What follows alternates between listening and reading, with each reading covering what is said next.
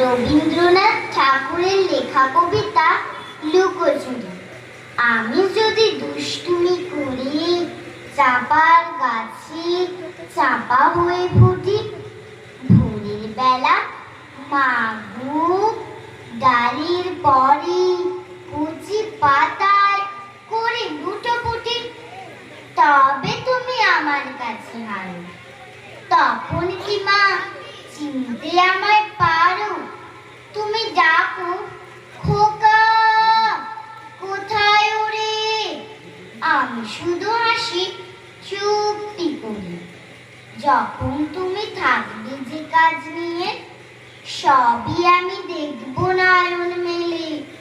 স্নানটি করে চাপার তলা দিয়ে আসবে তুমি পিঠেতে চুল ফেলে। এখান দিয়ে পুজোর ঘরে যাবে, দূরের থেকে ফুলের গন্ধ পাবে। তখন তুমি বুঝতে পারবে না সে তোমার খোকার গায়ের গন্ধ আসে। দুপুর বেলা মহাভারত হাতে বসবে তুমি সবার খাওয়া হলো। গাছের ছায়া ঘরের জানালাতে পড়বে এসে তোমার পিঠে কোলে। আমি আমার ছোট্ট ছায়াখানি দোলাবো তোর বইয়ের পরে আনি।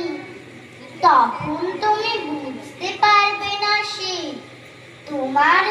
তোমার চোখে খোকার ছায়া ভাসে।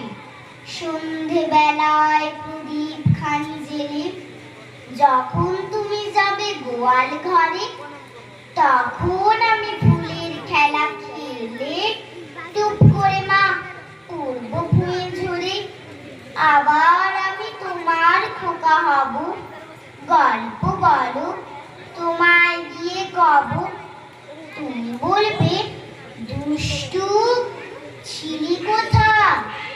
আমি বলবো না সে কথা। নমস্কার।